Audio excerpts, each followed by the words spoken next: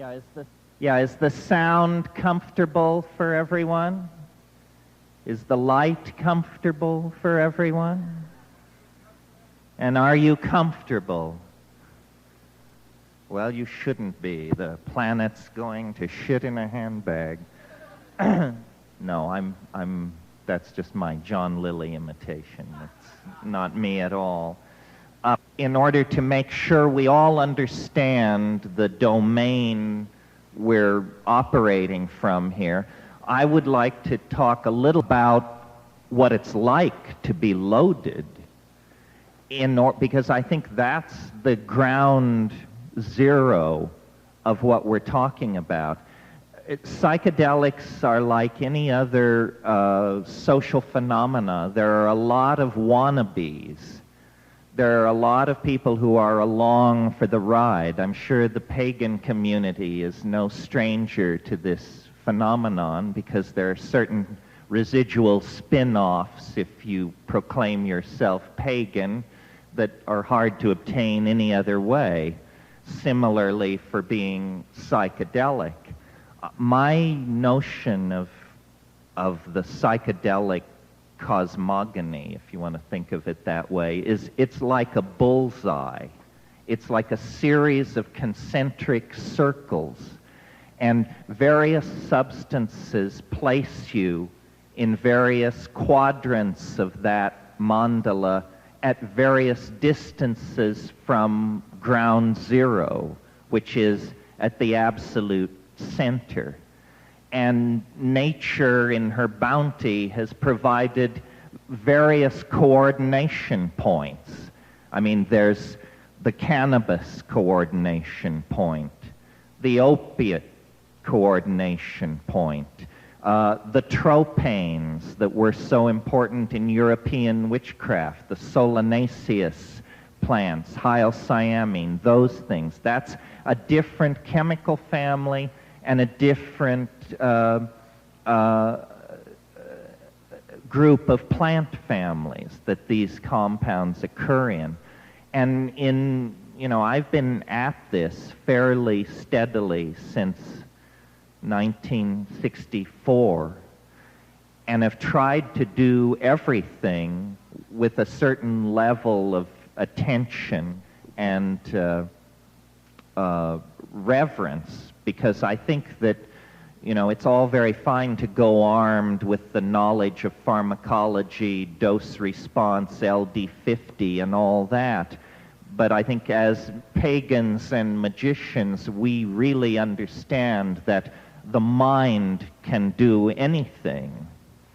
And there's a horribly frightening little passage in Jung somewhere where he says, the unconscious has 1,000 ways to terminate a life that has become meaningless.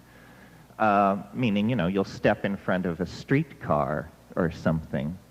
So, in my lifetime of looking at these things and being interested in many other things as well, heresies, obscure backwaters of art history and literature, peculiar philosophies that rose and fell centuries ago in obscure parts of the world. My theory of life's exploration is to run edges. And I've mellowed over the years, but I used to say, if a book isn't 100 years old, you shouldn't read it. If a person isn't dead, you shouldn't worry about them. If they wrote in English, you shouldn't bother with them, so forth and so on.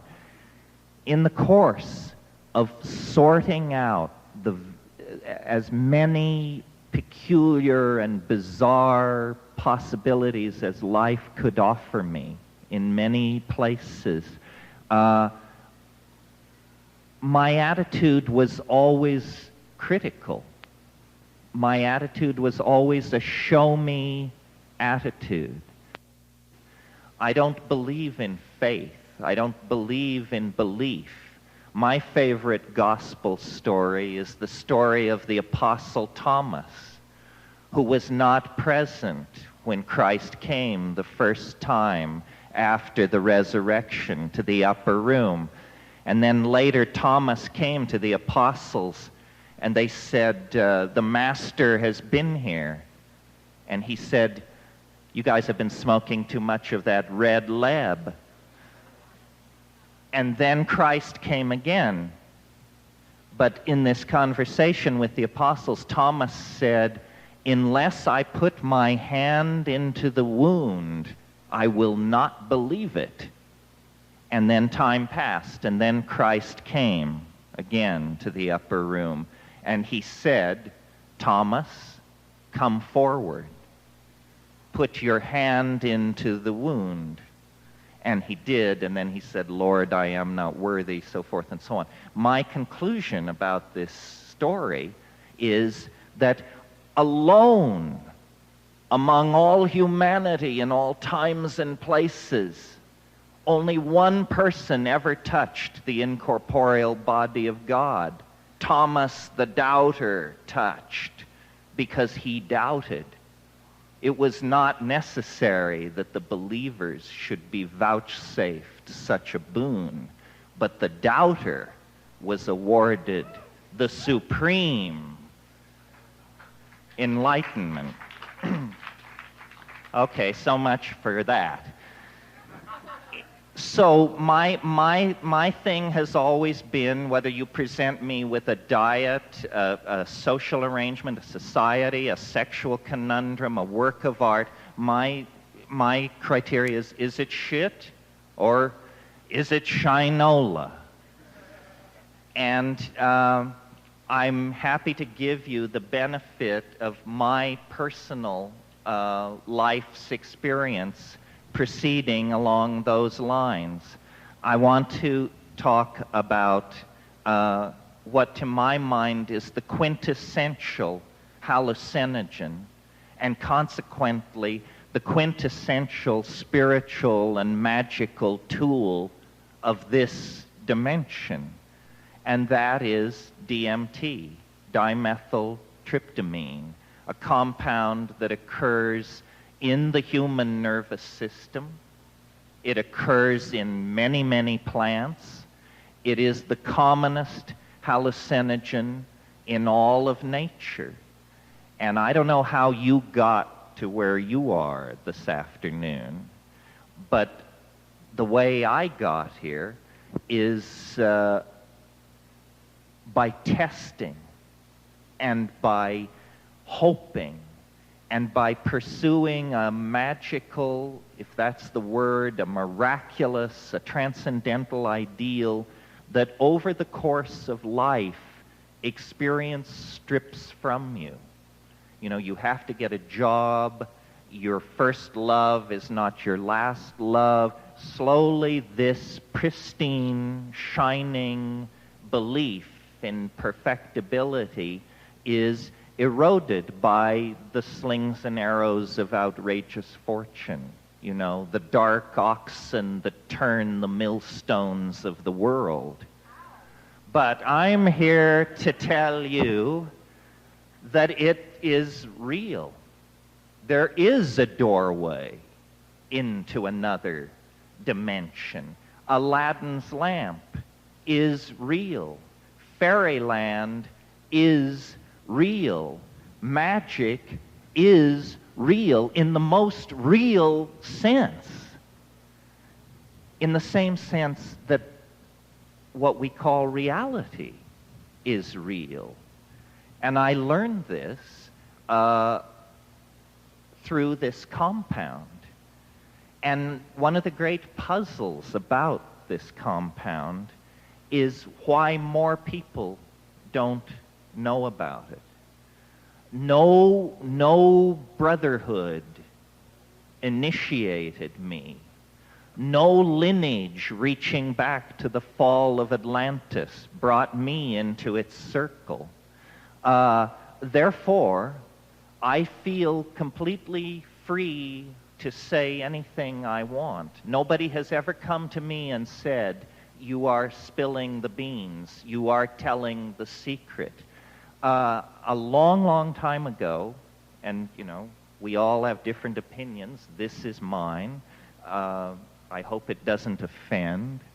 But a long, long time ago, I took an oath to tell all secrets that came my way. Don't tell me a secret. I won't keep it. I'm against secrets. I'm against hierarchies, lineages, all assumption of special knowledge on the part of anyone in the presence of anyone else is abhorrent to me. I mean, I am a true anarchist, first and foremost. So, DMT, like all things in this world, has a physical body, a presence and a presentation. In this case, it looks rather like earwax. It is orange. It is crystalline. It smells vaguely of mothballs. And for my money, it is the lapis, the quintessence, the universal panacea at the end of time, has sent a reflection back through the temporal labyrinth, and wherever this touches, wherever this concresces, the mystery is fully present. So what is it then?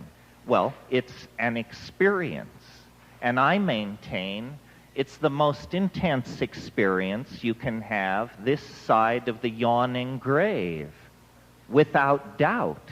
I mean, people say, is it dangerous? Well, the answer is only if you fear death by astonishment. Yes, that's a joke here. It's not a joke there, because you find yourself literally holding your heart to verify that you have not, in fact, had a coronary thrombosis induced by wonder, terror, reverence, and astonishment. So, here it is, the quintessence, the orange thing. Was it transponded in from Arcturus?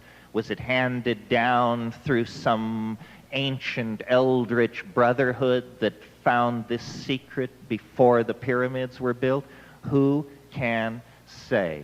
Whatever it is, wherever it comes from, here's what happens when you allow it to pass through the blood-brain barrier of your own alchemical vessel, which is your body. The first thing that happens is that there is a sense as though all the air in the room had been sucked out. All the colors brighten. This is that increase in visual acuity that I made so much of yesterday. All edges become sharp. Distant things stand out in their clarity. This is at one toke. At two tokes, you close your eyes. You feel a sense of anesthesia seeping through your body. You close your eyes and you see a floral pattern rotating in space, usually yellow-orange. People who do this occasionally, and nobody does it a lot, call it the chrysanthemum. It's a floral pattern, like a pattern in a Chinese brocade. This forms and stabilizes, and then you either break through it or you require one more toke. And these are matters of physiology, shamanic intent, so forth and so on. The leather-lunged hash smokers among us have a leg up in this department. This is a spiritual discipline where the ability not to cough makes the difference between shunyata and, try again, Sam. So, you take, let us assume, a third toke, long and slow, through a glass pipe, pure, you vaporize this stuff. You don't mix it with weed or oregano or any of that, which was done in the past. You want the pure stuff. And you take it in and in and in, and there is definitely somewhere in here a threshold which you must exceed. And when you do that, this membrane-like thing, this chrysanthemum, will actually part, and there is a sound like the crumpling of a plastic bread wrapper or the crackling of flame. A friend of mine says this is the radio intellecty of your soul exiting through the anterior fontanelle at the top of your head. Could be. In any case, this crackling sound and a tone, and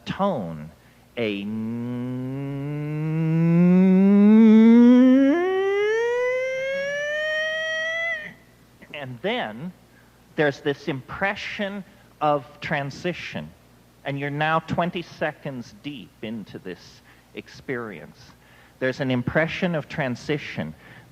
It's as though there were a series of tunnels or chambers that you are tumbling down, being propelled by some kind of muscle behind you that is pushing you. I mean, yes, birth canal, yes, of course. But anyway, a tunnel.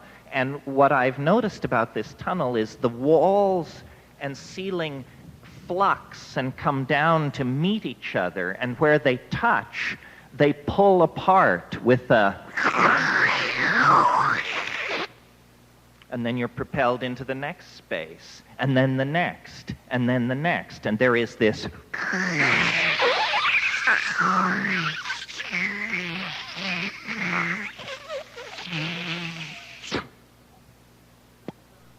Right.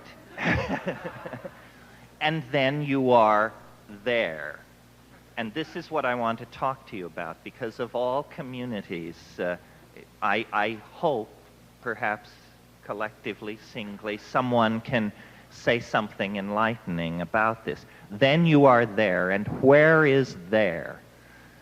It's underground. How you know this, you cannot say, but there is an irreconcilable sense of enormous mass surrounding you.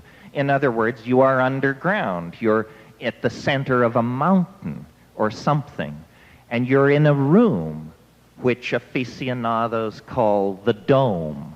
And people will ask each other, did you see the dome? Were you there?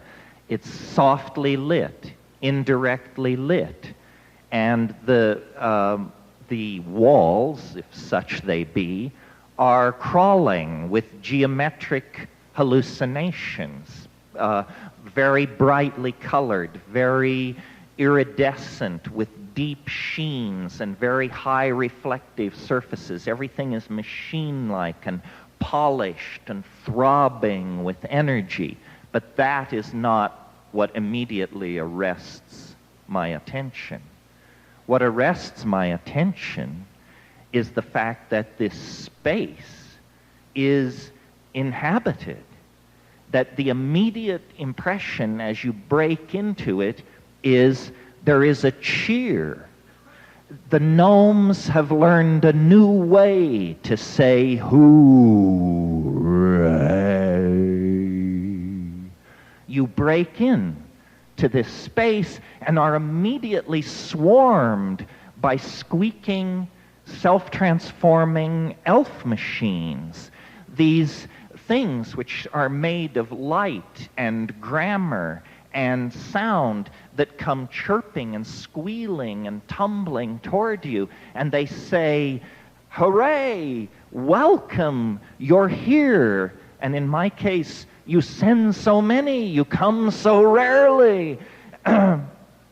and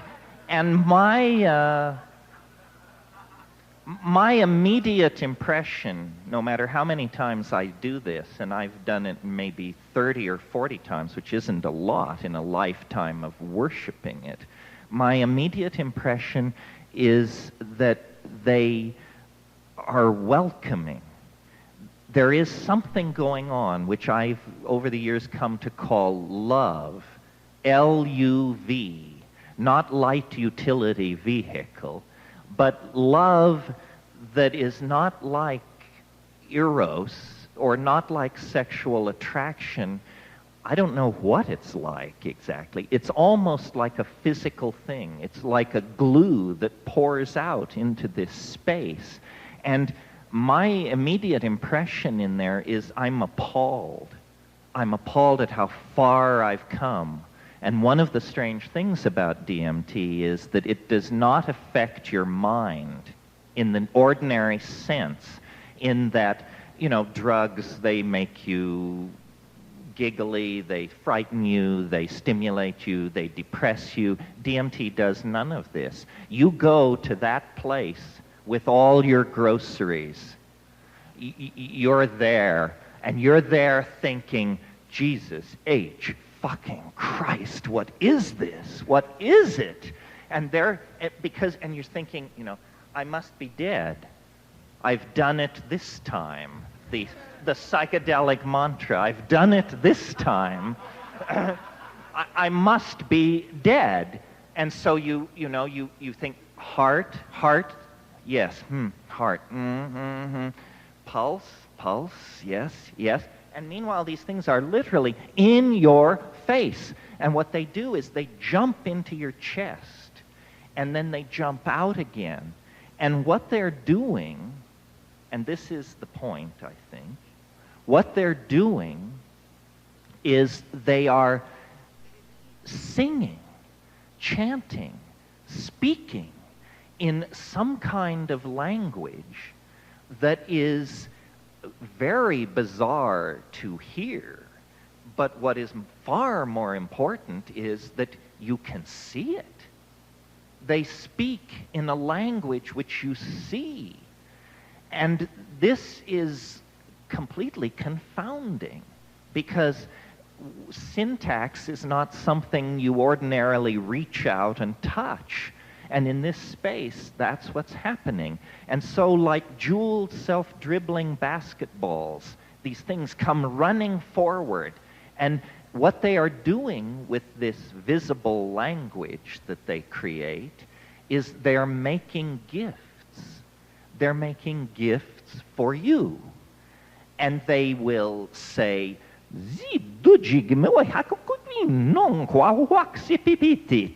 which condenses as something which looks like a cross between a sop with camel, a Havana cigar, a piece of abalone, an opal, and nookie, and they offer it to you. And you're looking at this thing, and as you look at it, it also transforms, changes, speaks, sings, undergoes metastasis, undergoes metamorphosis. And these things are just accumulating. And each elf machine creature elbows others aside, says, look at this, take this, choose me.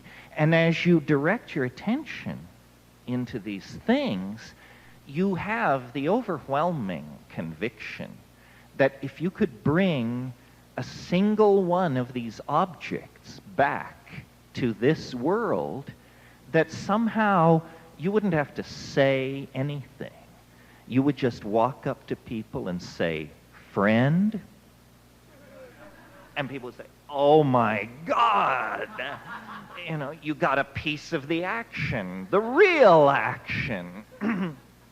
So,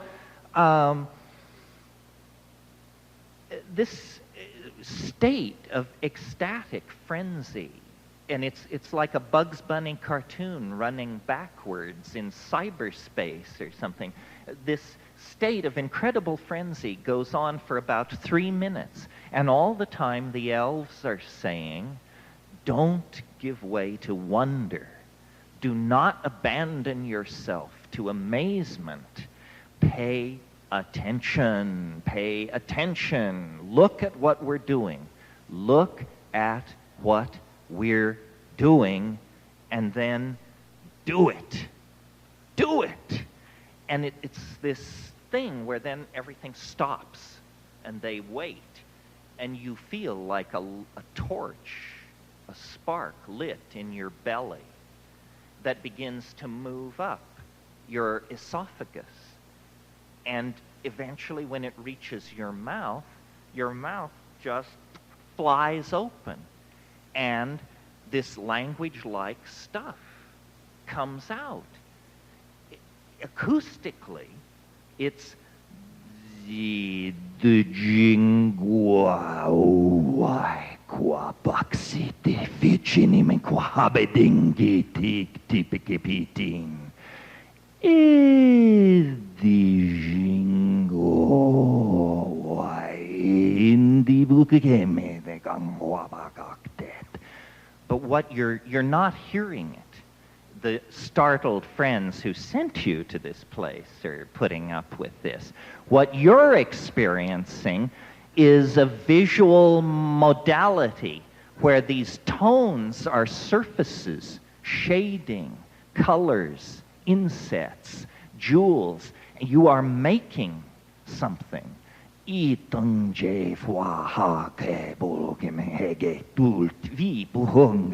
know, erase, move forward, add cerulean, put in stippling. It's that sort of thing. And they go mad with joy when you do this. And then, you know, this goes on for about 30 seconds, and then there is like a ripple through the system, and you realize these two continua are being pulled apart.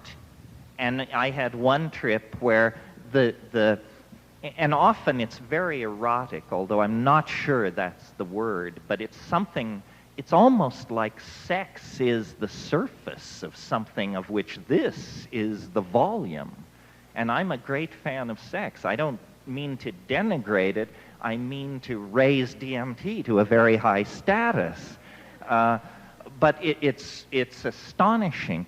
In one trip, as the pull-away maneuver began, all the elves turned simultaneously and looked at me and said, "Déjà vu. Déjà vu." So, this is an experience which in some form, I mean, it will be different for each one of you, but in some form, at least what will be similar to my description is how dramatic it will be. It will hit you as hard as it hit me if you do it right. This, to me, this experience is of a fundamentally different order than any other experience this side of the yawning grave. And why religions have not been built around it, why empires have not risen and fallen around the control of its sources, why theology has not enshrined it as its central exhibit for the presence of the other in the human world, I don't know. I can tell the secret. As you notice, nothing shuts me up. But why this is not 4-inch headlines on every newspaper on the planet, I cannot understand, because I don't know what news you were waiting for, but this is the news that I was waiting for. And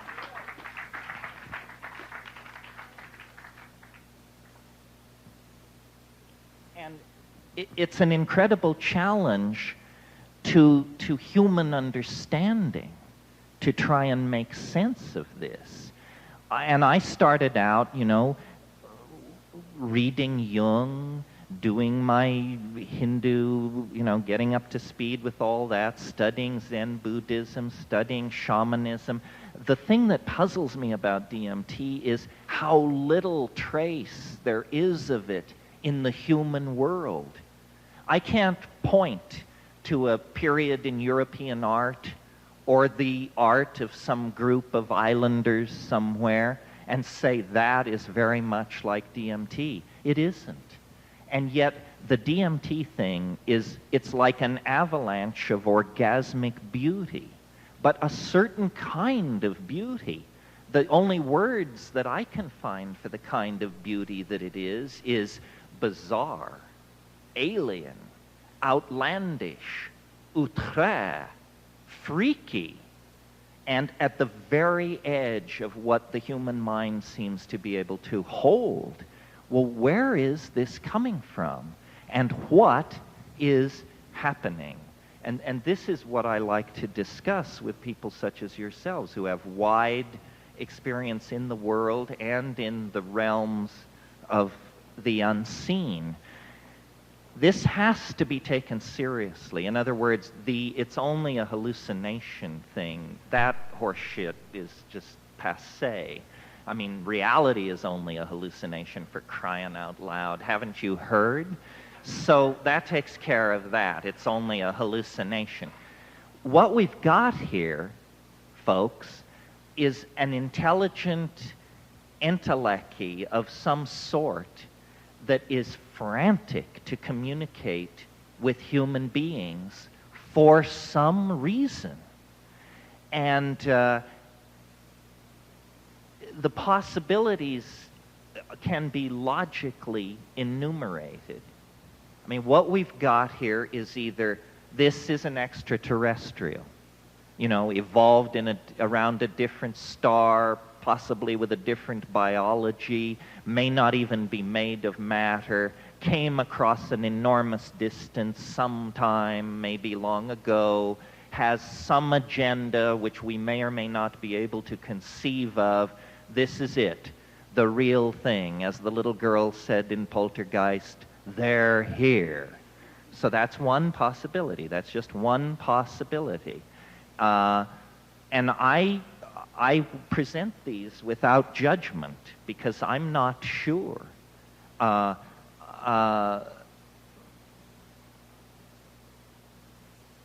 If an extraterrestrial wanted to interact with a human society and it had ethics that forbade it from landing trillion-ton beryllium ships on the United Nations Plaza, in other words, if it were subtle, I can see hiding yourself inside a shamanic intoxication. You would say, let's analyze these people. Okay, they're kind of hard-headed rationalists, except they have this phenomenon called getting loaded. And when they get loaded, they accept whatever happens to them. So let's hide inside the load, and we'll talk to them from there, and they'll never realize that we're of a different status than pink elephants. Okay, that's one possibility. Now, another possibility is that this is not about extraterrestrials' flight and enormous technologies and distant homelands, that, and this is maybe closer to, friendlier to pagan notions, that there is a parallel continuum nearby, essentially right here.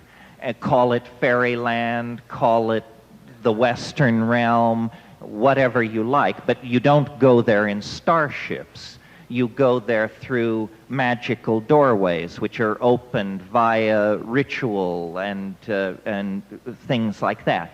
That is a possibility as well. Certainly human folklore in all times and places except Western Europe for the last 300 years has insisted that these parallel domains of intelligence and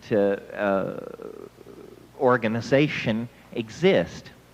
There is a third possibility, which I leave it to you to decide whether this is the more conservative position or the more radical position. And I reached this reluctantly, and I'm not sure this is my position, but these things have a weird, these tykes, as I call them, these self-transforming machine elves, these syntactical homunculi, have a very weird relationship to human beings. First of all, they love us. They care for some reason. Whoever and whatever they are, they're far more aware of us than we are aware of them. I mean, witness the fact that they welcome me. So is it possible that at the end of the 20th century, at the end of 500 years of materialism, reductionism, positivism, what we're about to discover is probably the least likely denouement any of us expected out of our dilemma. What we're about to discover is that death has no sting. That what you penetrate on DMT is an ecology of human souls in another dimension of some sort. I mean, this is hair-raising to me, and I spent my whole adolescence and early adulthood getting free from Catholicism and its assumptions, and I never imagined that a thorough exploration of life's mysteries would lead to the conclusion that, in fact, this is but a prelude. We are in a very tiny womb of some sort. Our lives are gestations, and this is not where we are destined to unfold ourselves into what it means to be human. This is some kind of a metamorphic stage, like the pupa of a butterfly. And so, this is deep water, because, we are fairly agitated over the fact that we fear the planet is dying, and us with it. This stuff raises the issue that you don't know what dying is. Therefore, it's very uncertain exactly what sort of an attitude we should take to it. And as I say, I am not advocating a position. Mysteries are not unsolved problems. They are mysteries. When you stand naked in the presence of the mystery, it is still utterly and completely mysterious. But I enjoy talking to people about this because I think that the human body, the human mind, these are tools for the soul to use in the effort to unlock its meaning and its destiny. And millions of people, perhaps billions of people, have gone to the grave without knowing that this is possible, this experience that I've just described to you. And it's perfectly harmless. I mean, I think that if science would back out of politics and do its work, we could establish that DMT is the most harmless, the safest of all hallucinogens. The fact that it occurs naturally in the human brain is the first clue to the fact that it's benign. The second clue is the fact that it only lasts 8 to 12 minutes. What that means to a pharmacologist is the body perfectly understands what to do with this compound. You take a hit of DMT, and your body says, oh, I recognize this. Activate deanimation cycle, activate demethylation cycle, activate. It knows what to do. And so within 10 minutes, you're down. A drug that you take, and 48 hours later you're lying around in warm baths and refusing telephone calls, is a drug you shouldn't have taken. Because it's hitting you too hard. It's not clean, it's not smooth. DMT, the most powerful hallucinogen known to man and science, clears your system in 15 minutes. I mean, you're so down, you don't have a small headache or need to take a nap or anything. You're ready to do phone calls. So how can it be then that a compound which each of us carries right here, right in the pineal gland, right in the Ajna chakra, the Philosopher's Stone is no further away than that. How can this be secret from us? How can we be trapped in a dimension of such limitation and such mundaneness when our own nervous systems and the ecology around us and our own history over the past 500,000 years argues that this is what we were born and bred for? This is where we belong. This is what at play in the fields of the goddess must mean. And somehow history has made us dysfunctional, buried the mystery, made it, if at best, a piece of secret knowledge jealously guarded by somebody. I mean, I don't know. There are lots of mystery cults and secret societies in the world. I don't know if any of them are guarding DMT as a secret. It may be so. No one told me to keep my mouth shut. If a very suggestive short story, I'm sure many of you know and love the Argentine surrealist writer Jorge Luis Borges. Well, Borges has a book, I believe it's called Labyrinths. And in Labyrinths, there is a short story called The Sect of the Phoenix. And it says, there is a sacrament older than mankind. The sectarians have been the victims of every persecution in human history. And the sectarians have been the purveyors of every persecution in history. These sectarians are not identifiable by race or place or language or time. To the adept, the mystery appears ridiculous, yet they do not speak of it. One child can initiate another. It is orange. Ruins are propitious places. Do it in the moonlight, in the at the thresholds of buildings. And that's all it said. It's a page and a half. And it suggests, and see, here's the thing. I mean, I am not as articulate on this subject as I wish I could be. If this is not the secret that these lineages are guarding, then they're guarding an empty house. This is the secret. It is. It is. It cannot be anything else. It is the Neoplatonic one.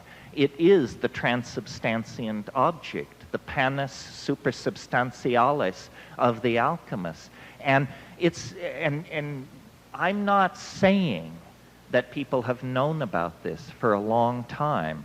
DMT is in many plants, as I said, but spread very thinly. And we don't have historical records of anyone ever concentrating it. I've done the DMT plant preparations of the Amazon, the snuffs, and the ayahuasca. And on ayahuasca, if it is heavily laced with the DMT-containing plant, after hours of breath work and drumming alone in the jungle, you can begin to open it up to the place the DMT will carry you to in 45 seconds in an Upper East Side apartment, whether you like it or not. Some of you may have seen, years and years ago, this B movie about a guy who has a big ranch in Mexico, and one of the campesinos comes rushing back from having encountered a brontosaur in the forest, and he can only point inarticulately at the woods and say, something, something, something, something. And that's what I am. I'm a monkey. And I've come back to the truth. And I'm telling you, there's something over the next hill that is off the scale. Off the scale. And I have made it my business to, delve. I'm a delver. I'm a noetic archaeologist. The obscure heresies and strange rites and all of this stuff. Been there, done that. It's all pale soup compared to this. And so I hype it to you simply to try and inspire you to explore it. We are at the present state in the position of explorers of the New World 50 years after Columbus. We have notebook entries. We have partial maps, but we don't have a complete map of what this thing is. It's another dimension. It is literally another dimension. I took DMT to a lama of great accomplishment, not one of the grab-ass can of Budweiser welded to the good right hand lamas, but a real lama. This guy was over 90 when he smoked DMT, and he since his wheel has turned. And he said to me, he said, it's the lesser lights. He said, you can't go further into the bardo and return. And so I think that we stand at the brink of an enormous frontier. Call it incorporeality, call it non-material existence, or, bite the bullet. Call it death. But this is the frontier that we stand on the edge of. This is what history has been about. History has been some kind of suicide plot for 15,000 years. Not a moment passed that the plot was not advanced closer and closer and closer and closer to completion. And now in the 20th century, we see that this thing, this transcendental object at the end of time, this attractor that chose us out of the animal kingdom and sculpted the neocortex, opposed the thumb, stood us on our hind legs, gave us binocular vision. This thing is calling us toward itself across eons of cosmic time. We are asked to mirror it, and as we mirror it, we become more of its essence. And as we become more of its essence, we leave behind the animal organization that we were cast in the beginning. And what this is about, who knows? Is this a drama of cosmic redemption? Is it the transcendental other at the end of time? Is it a Gnostic demon? Is it Ildabuath? What is it? We do not know. But I really believe we are in the era when we will come to know. And what the psychedelics are periscopes in the temporal dimension. If you want to see a little bit into the future, elevate your psychedelic periscope outside of the three-dimensional continuum and peer around. For thousands, if not hundreds of thousands of years, we have been pulled toward this omega point. The earth is like an egg. It has come to its moment of fructification. The dawn that has been anticipated since we were herding our cattle across the plains of Africa is now upon us. The east is streaked with the blush of rosy dawn. It is coming upon us. And I think that it will redeem history. That history is not a nightmare. It is a passage. It is an initiation. Think of the fetus in the womb at the moment of transition. Surely it must despair. The walls are closing in. It's being crushed and strangled. Gone are the endless amniotic oceans of a few months before, the weightlessness, the effortless delivery of food through the umbilical cord. Suddenly, it's just boundaries and agony and crushing pressure. That's where we are. And we are going to have to shed history like a snake sheds its skin if we want to slip off into hyperspace, where I think all of magical humanity is awaiting us and cheering us on, lending their weight. They're all out there, you know, Proclus and Plotinus and Plato and Hypatia and Henry Cornelius Agrippa and John Dee and Robert Flood and Eliphas Levi. They're all out there pulling for us. And every shaman and shamaness, every magician, practitioner, as far back in time as you go, was part of the plan, the conjuration, the great work, the distillation of the quintessence. History is a magical invocation. And at the end of that invocation, if it is correctly done, all boundaries will dissolve into the stone, the lapis, a transdimensional vehicle that can move through space and time, that is the collectivity of all human souls, free at last in what William Blake called the divine imagination. And you don't have to wait for the general dispensation.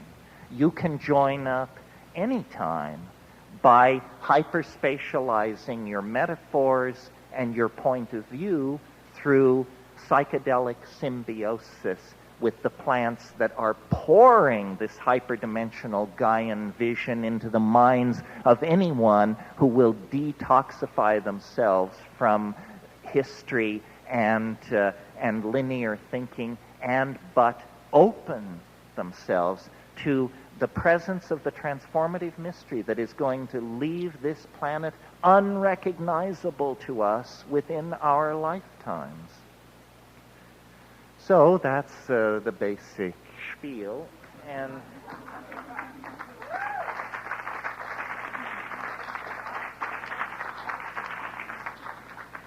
I think it raises a lot of questions, and yours is first.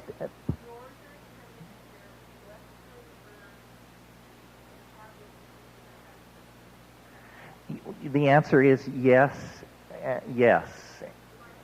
The question is, are there herbs in the temperate zone that contain DMT? And yes, there are certain grasses, Phalaris arundinacea, Phalaris tuberosa. These can be ordered from plant dealers or gotten, ironically enough, from agricultural experiment stations, because these are pasturage grasses. A lot of people are doing wonderful work right now learning how to make DMT preparations out of native plants.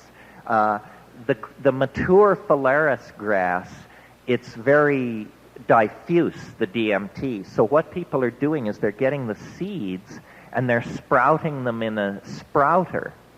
And then they're taking the sprouted seeds and air drying them. Well, you can imagine how powdery sprouts become if you air dry them. Well, then you can powder up a handful of these sprouts and twist that into a bomber and come very, very close to the flash point.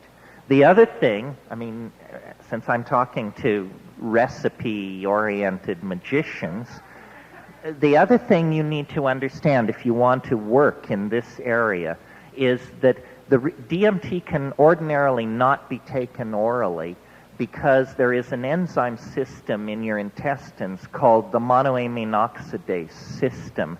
Then it will destroy the DMT. But the good news is there are certain compounds called monoamine oxidase inhibitors. Didn't you know it?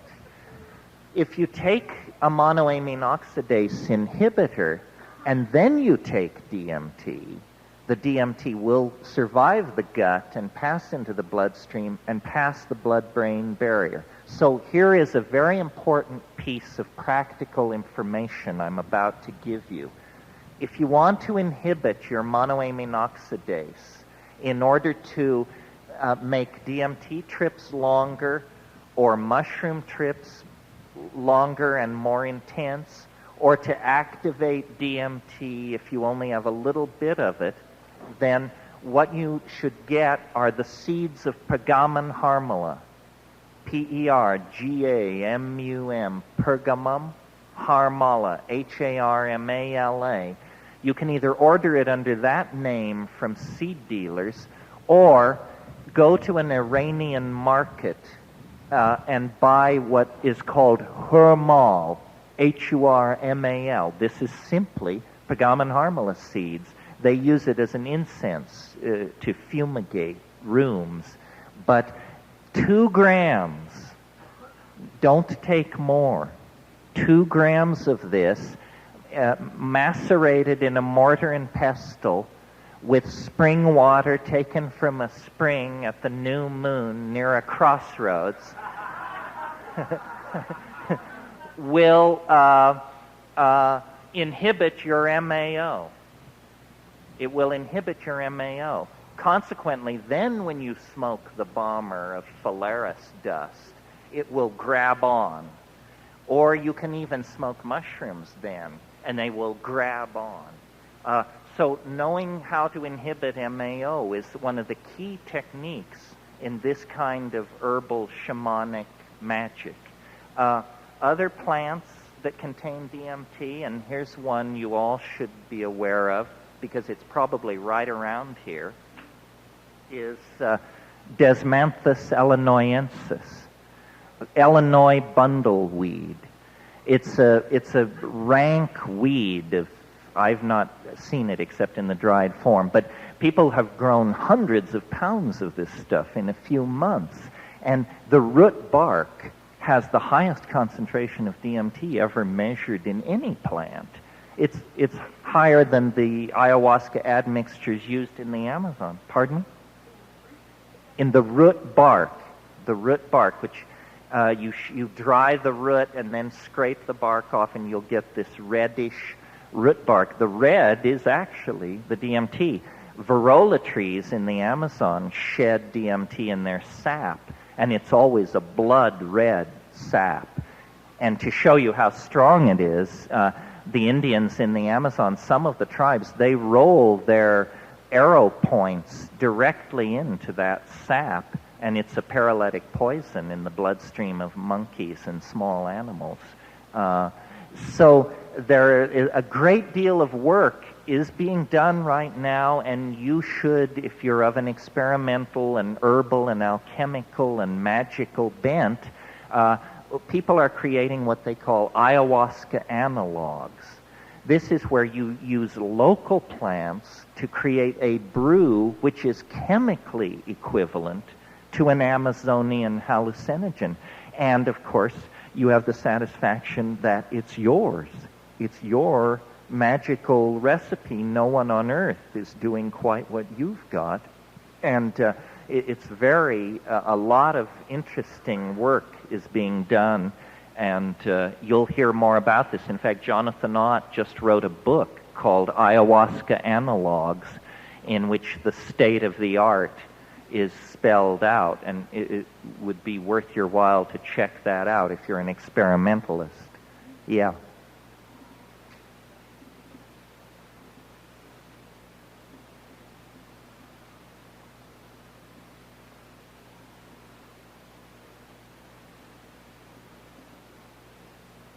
The question is there a simple reagent test for the presence of DMT? The answer is sort of.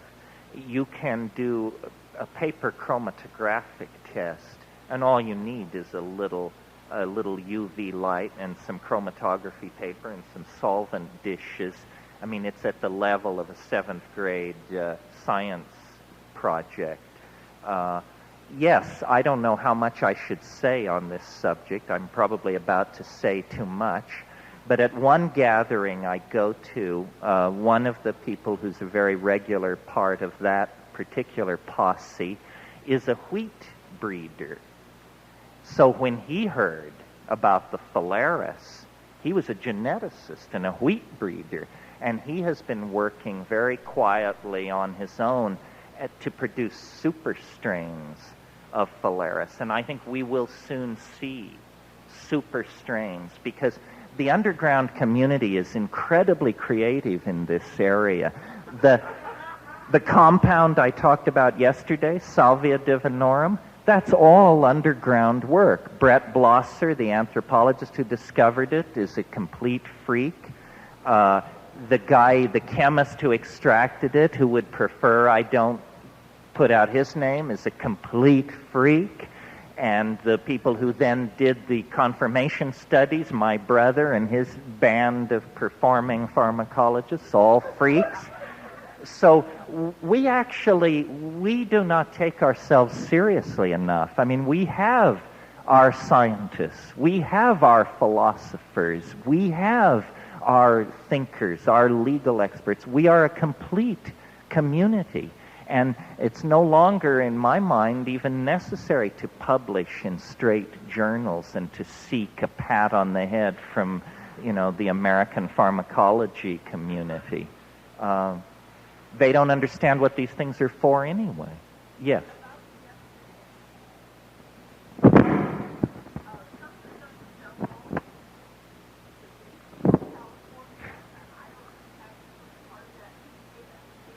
Yes, I'll repeat this and strengthen once again my case to the guy who owns the company that he should pay me, for God's sake. If you want a catalog of extremely rare and useful psychoactive and magical plants, probably the most complete in the world, the company is called Of the Jungle, P.O. Box 1801, Sebastopol, Sebastopol, California, 95472. Write and ask for a catalog and tell them George Bush sent you. No, I'm teasing. Don't tell them that. They won't send you the catalog.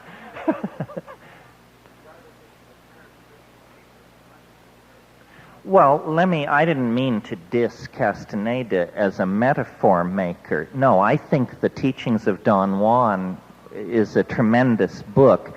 I'm very suspicious of some of his later stuff. It's interesting what you said, because the famous crow transformation in The Teachings of Don Juan has been traced, and I'm sure many of you know this book, has been traced to George MacDonald's book, Through the Gates of the Silver Key.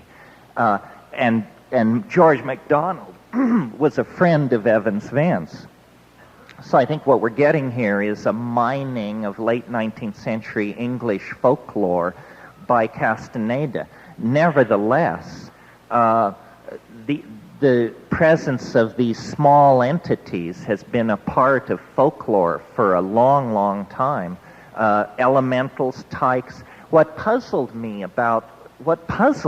I guess, is I've spent a lot of time in this magical literature and art historical area, and the descriptions don't quite match. I can't quite convince myself that the sprites, the afrits, the nixies, the jinns, that these creatures of the woodland fae are the same thing. Or I don't know whether I am contaminated by an early love of science fiction and... Well, again, close but no banana. All these popular aliens that are running around, the Whitley Streboids and all these things, are much more mundane than what I encountered. I mean, what I encountered was terrifyingly not human, terrifyingly alien. And I just do not quite get... And Madame Blavatsky was into it, and they're always saying, I don't know, they're very sort of cut and dried about it. And when I encounter an extraterrestrial alien or a creature from another dimension, the main thing that's happening for me is the implications are blowing my mind. They seem totally immune to the implications. Yeah. Well, a sufficient amount of DMT is smoked west of the Pacific Coast Highway that it wouldn't surprise me if the writers of Star Trek, were onto this. Yes, what is not much talked about, the part of the experience which is anomalous, and maybe people who know more about magical literature than I do can correct me, but what the elves are really interested in is this stuff which I call visible language. That's the whole point of the encounter, is to exhibit it and to get you to do it. Well, now, first of all, think for a minute about ordinary language. It's really weird. It's the weirdest thing we do. I mean, if you were looking for the thumbprint of God on creation, human language would be a good candidate. Because, look, we're supposed to be some kind of animal who just went a little further than the next guy. But to get out of that Shakespeare and Milton is a pretty amazing accomplishment, hardly to speak of the mathematical languages that we generate. So something happened. Some people think only 35,000 years ago. Imagine if that's true. I mean, I don't care. Some people say 150,000 years ago. But to speak, to take small mouth noises, and to turn them into signifiers for symbols and relationships, in spite of some people's enthusiasm for cetaceans and dolphins, I just am not overwhelmed by the evidence. I mean, to me, it is a miracle to be able to speak poetry. It is a miracle.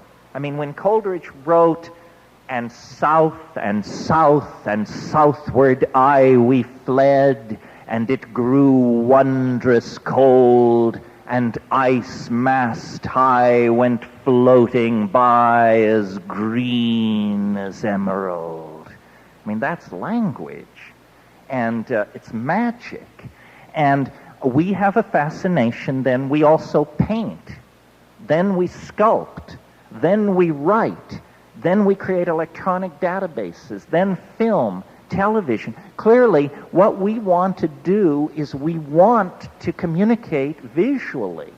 And these things are saying there's a way to do it. Do it! And I don't understand. Do we all have to be loaded on DMT all the time? Can you learn to do this? The gentleman who asked about dreams, here's a piece of information that is critical in this jigsaw puzzle. If you have smoked DMT at any time in the past, it is possible to have a dream in which people are running around and you're checked into the Mars Hotel and the luggage is lost and this and that, and in the middle of all that, someone drags out a little glass pipe and hands it to you. It will happen.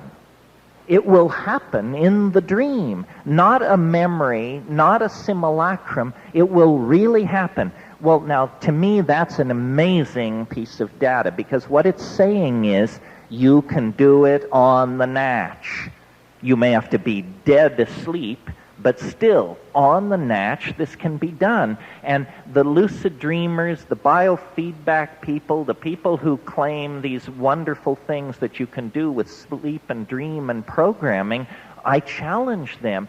Teach people to have DMT dreams in their sleep. And then let's figure out how to drag that puppy into the light so that we can do it at will on the natch.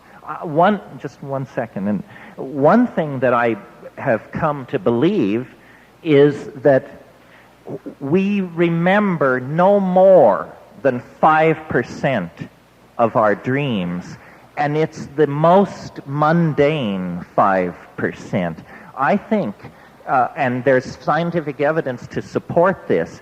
Remember I said DMT is in the human brain? Well, it concentrates in the human cerebrospinal fluid on a 24-hour cycle, and it reaches its peak of concentration between 3 and 4 a.m. in most people. That's when the deep REM sleep is happening. When you give somebody DMT, they lay back, they close their eyes, and the way you, the guide, the sitter, I don't like the word guide, you, the sitter, the way you can tell that they're getting off is their eyes dart wildly behind their closed eyelids. It means they're in REM.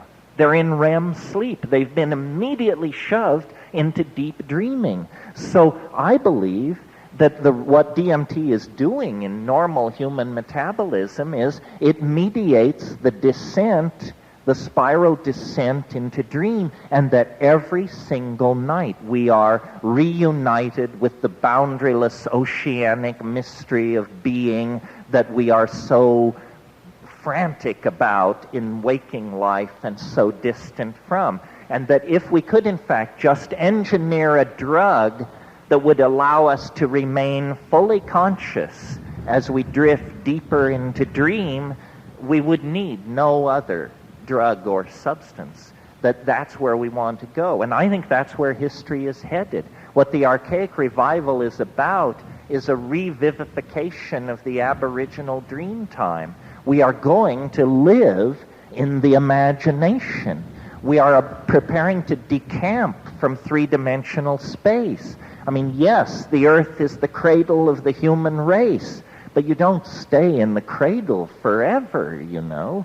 And it's something like going into dream. It's something like taking the hyper-technical virtual reality internet head of the snake and inserting the shamanic, late Paleolithic, ecstatic, orgiastic tail of the snake, and then you have the Ouroboros completion. Then you have the quintessence, and the work is complete, and history ends, and we live then in the light of the stone made manifest.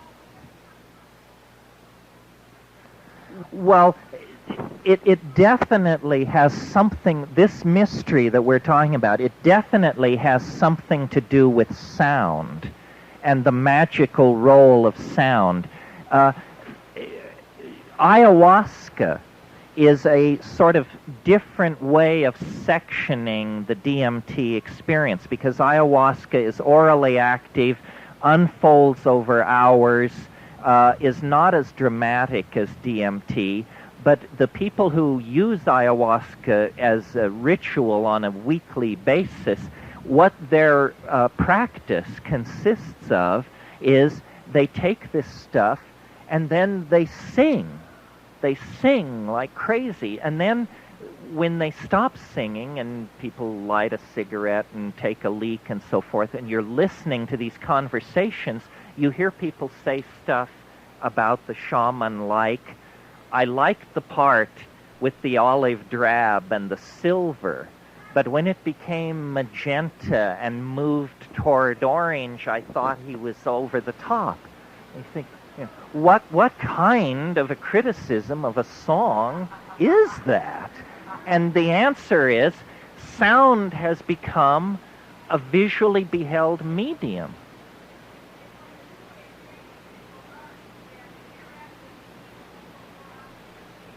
Yes. So the reason I'm interested in something as techno-nerdy as virtual reality is because you could program a virtual reality so that when you went, ah, an iridescent blue line would be keyed to that to descend into the space. And I'm very interested in environmental and electronic simulations of psychedelic states.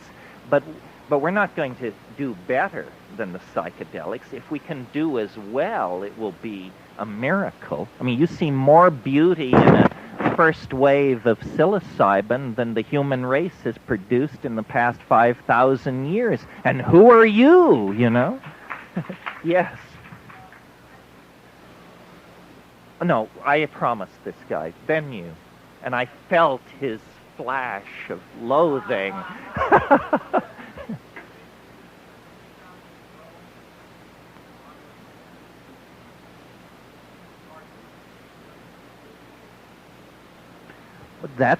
I hadn't considered that, but that sounds possible. I mean, we're definitely coming to some enormous cusp. And whether you think it's the cusp of cusps or just a big cusp, it's hard to say. Somebody faxed me. I got a fax right before I came here. I don't know who sent it to me. It was just an anonymous fax, but in huge letters it said, when you strip away the hype, it's just another concrescence. Yes.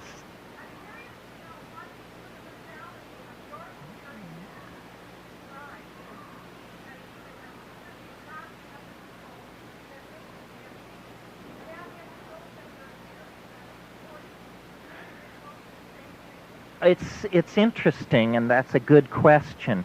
The answer is yes and no. Obviously, there is hardly anything more personal than a psychedelic experience. It is a kind of summation of who you are, and it's viewed through the filters of your personality. Nevertheless, when you put a whole bunch of DMT trips together, certain things seem to emerge.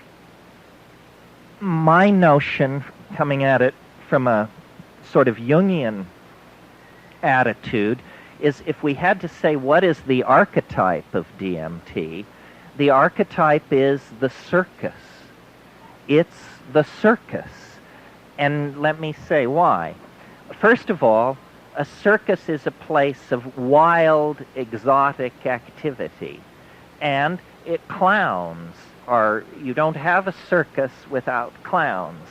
And clowns are wonderful for children. A circus is a wonderful place for a child. DMT, there is something very, very weirdly childlike about it in a very unchildish way. Some of you may know the 52nd fragment of Heraclitus, where he says, the aeon is a child at play with colored balls. The aeon is the child that you encounter in the elf dome. But the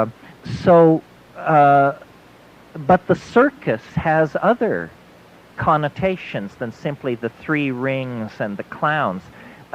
Eros is present, entwined with Thanatos, in the form of the nearly naked lady in the tiny spangled costume who is working without nets, hanging by her teeth up near the top of the big tent. And personally, my earliest experience of Eros was that lady in the tiny spangled costume. I was so small, I was wrapped up in something and being held, and I was horny as hell. So there's that, and then there is also, radiating off from the central ring, the freak show, the goat-faced boy, the lady in the bottle, and, the three-toed alligator kid, and all of that. That's there, the wiggy, weird, kinky, strange, alien stuff. And then, if you think about the archetype, not so much of the circus, but of the carnival represents a breakthrough from another dimension, because you live in some jerkwater town, in some, I almost said Iowa, but some town, and it's like normal. And then the carnival comes to town, and children are told, you can't stay out and play. The carny people are in town. And what does it mean? Well, they may fuck differently than we do. They may steal things. They're not like us. They've had more than one marriage, some of them. And then the carnival people are there, and the hoochie-coochie dancers and the whole thing, and then they fold it up, and they go away, just like a DMT trip. And every little boy and girl in the world worth their salt wants to join the circus, of course, and go away with the tattooed lady and the tigers and all that. So it is the archetype of the circus. So then I've seen many, many people take DMT, and some get what I get, which is it's sort of gone beyond the circus. It's the circus, but the circus as presented on Zenebel Ganubi Prime or something like that. But one woman who was an anthropologist who I think got a subthreshold dose, she had a very interesting trip because it was a light trip, but with no prompting from me. She said, I was at a carnival midway, but it was after hours, and there was nobody there, and there were just those ice cream, those square papers for holding ice cream were just blowing in the wind and getting caught in chain link fences. It was like a sub-threshold dose. Well, then if she'd done more, she would have arrived there 8 hours earlier when the thing was happening. And if she'd done yet another toke, it would have moved off into the zone of the truly weird. That's why I love the film of Federico Fellini, because here was a circus man, for sure. Yeah, a way to get the DMT. Well, you could conceivably inhibit your MAO. I don't want to tell you to do it nasally because it might be a really stinging experience. Oh, then you could do it. Well, I'm working on something. I'll describe it to you. I'm having a glass blower make a thing which has a chamber with a pipe stem coming off it, but it has another stem 180 degrees around the chamber coming off it that breaks into two prongs. And what you do is you heat the DMT, you insert the two prongs up your nose, and you have a friend blow on the other outlet, and it will force the entire contents of the vessel, the entire load of white smoke. But, you know, don't try this at home, folks. Pardon me? I'd go light the first time. That's it. You know, there are old pharmacologists and bold pharmacologists, but there are no old, bold pharmacologists. Yes.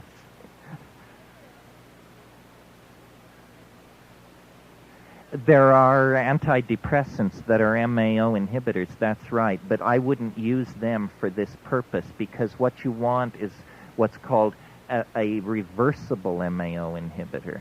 And harmine, or harmaline, which is in the Syrian rue, is a reversible MAO inhibitor, reversible in 4 to 6 hours. Some of these antidepressants inhibit every molecule of MAO in your body for up to 3 weeks.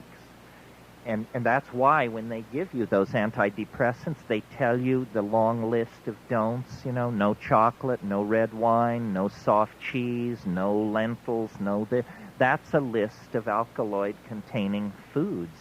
And if you are on those monoamine oxidase inhibiting antidepressants and you eat a bunch of camembert with your yuppie friends, you'll probably have to be roped down for a while before you straighten out. Just to sum this up and put a kind of a classifier on it, I am not very interested in drugs per se. I've done a lot of them, bad ones, good ones. People do drugs for fun and for stupid reasons and didn't. But there is this tiny chemical family, the tryptamine hallucinogens, psilocybin and DMT, and then some artificial cogeners, and 5-methoxy is in there too, which I'm not that fond of. But this is the doorway. It's the umbilicus of this world. These are things which are called drugs because that's the category we have for things which make the world unrecognizable. But these are not drugs. They are magical doorways into staggeringly titanic dimensions of gnosis, power, information, understanding, and dimensions filled with affection for humanity. So people say, well, you think drugs should be legalized. Yeah, but that's a political opinion of Terence Mckenna, who's just a guy like you. But this stuff about the tryptamines is a real discovery. And you can think what you like about me and my take on it. In fact, please do. But check it out. Check it out, because I've checked out lots of stuff, and this is the only thing I'm interested in telling you. Check it out. No, I don't understand the answer to that question. It's magical. It is a secret which keeps itself. I mean, here I am. There are 200 people here, whatever, and I do this all the time. And I have not, so far as I can tell, been able to launch an avalanche of DMT. I'm trying. Do I have to put it any more plainly? Is there a chemist in the house who will go home and make this stuff so that we can find our way there? Or grow the plants? Or go to South America? Or get with lucid dreaming and behavioral modification, or explore the outer edges of orgasm, which I think has something to do with DMT and probably runs on it. Somehow we need to beach this whale. Yeah. It's not difficult to make. Compared to cocaine or LSD, it's a walkover. It is a reasonable exam question for a second-year student of organic chemistry to be told, synthesize and chromatograph 5 grams of DMT and submit your sample with your chromatographic data to my office Monday morning.